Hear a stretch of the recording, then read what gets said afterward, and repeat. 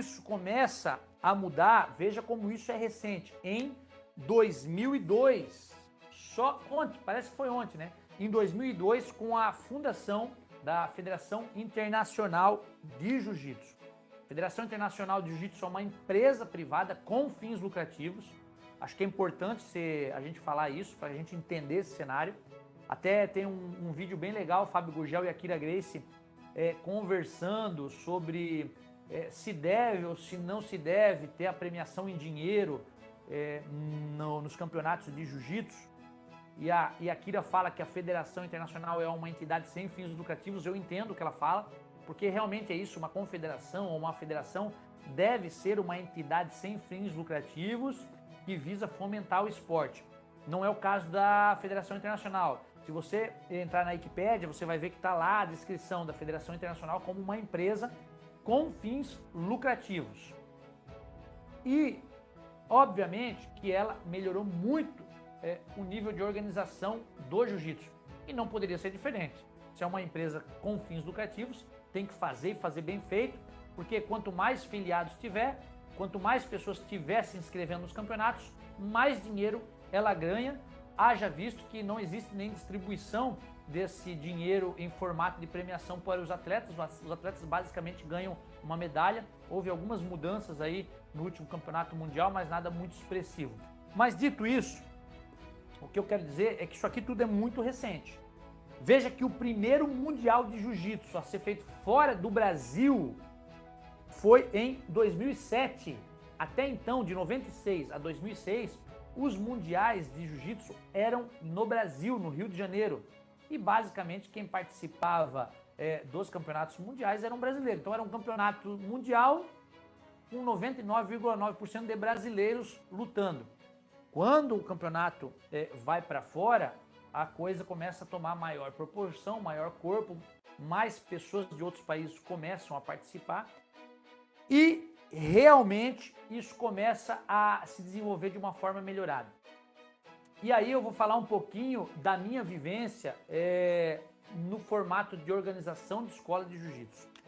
Quando isso aqui começa a acontecer lá fora, forma-se a IBJJF, 2000, 2001, 2002, as coisas começam a acontecer lá fora, observa-se uma coisa muito interessante, principalmente nos Estados Unidos.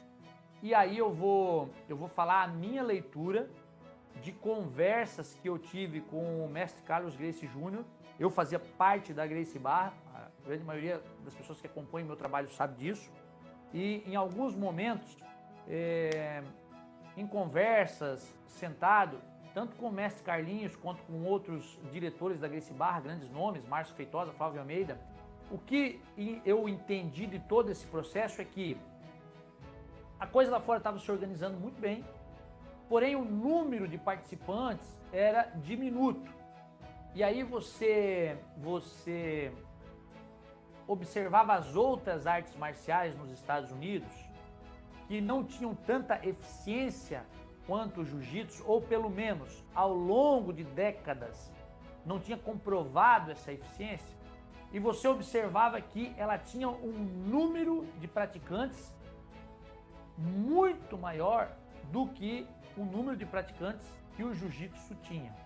Então havia-se um problema instalado aí. Nós tínhamos na mão algo realmente eficiente, algo de grande eficácia, algo que já tinha sido comprovado durante 90 anos praticamente, que era praticamente infalível, certo?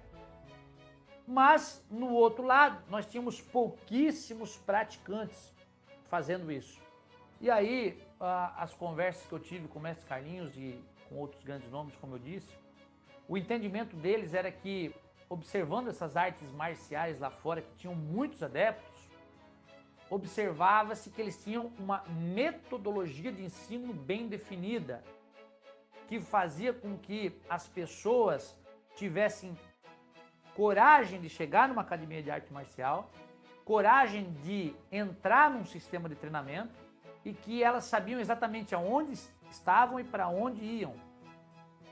E aí, é outra coisa que eu posso falar com bastante, digamos assim, com bastante conhecimento, porque eu participei disso. E aí a Gracie Barra começou a se organizar lá fora em termos metodológicos. Isso vem para o Brasil basicamente em 2010. É óbvio que um pouquinho antes disso isso já tinha começado, mas mais fortemente isso começa a acontecer em 2010. Por que eu sei disso? Porque eu fui convidado para ser um dos líderes regionais da Gracie Barra e ajudar nessa implantação metodológica. Então, eu cuidei do estado de Santa Catarina, juntamente com o professor Saldanha, aquele abraço, professor Saldanha, Saldanha BJJ, Old School. E, além de Santa Catarina, eu cuidei de todo o estado do Rio Grande do Sul. Eu implantei, digamos assim, a Gracie Barra no estado do Rio Grande do Sul. Isso começou fortemente em 2011, em questões metodológicas, além de pegar aquela metodologia que já estava pronta, vindo dos Estados Unidos, implantando, nós que éramos líderes regionais também tínhamos, digamos assim, o papel de ajudar a formar uma metodologia que tivesse a cara do Brasil. E cara, no começo isso foi muito difícil, né? Quem viveu um pouco disso aí lembra muito bem que foi muito difícil as questões de uniformização, os controles de frequência, as questões dos planos de aula, tudo que nós tivemos um esforço muito grande para fazer, gerava muita desconfiança no começo, não era natural do jiu-jitsu. O jiu-jitsu ele foi criado, como nós vimos ali, basicamente na porrada, no desafio, sem muitas regras disciplinares. Isso trouxe consequências ruins para o jiu-jitsu. Quando nós começamos a implantar questões metodológicas, nós que éramos líderes regionais, e ainda hoje tenho grandes amigos líderes regionais aí na Gracie Barra, aquele abraço para todos vocês. Hoje está mais fácil, né? Mas a gente sofria muito, fizemos amigos incríveis, né? Aos quais nós ajudamos escolas crescerem aí, mas sendo líder também, você tem que se posicionar, tem que colocar muitas vezes algumas coisas em práticas e acaba criando o desgosto também de uma outra ala. Sem problema nenhum. O que eu quero dizer é que nós temos praticamente 90 anos de um jiu-jitsu baseado no desafio, baseado na guerra, baseado na luta pela luta.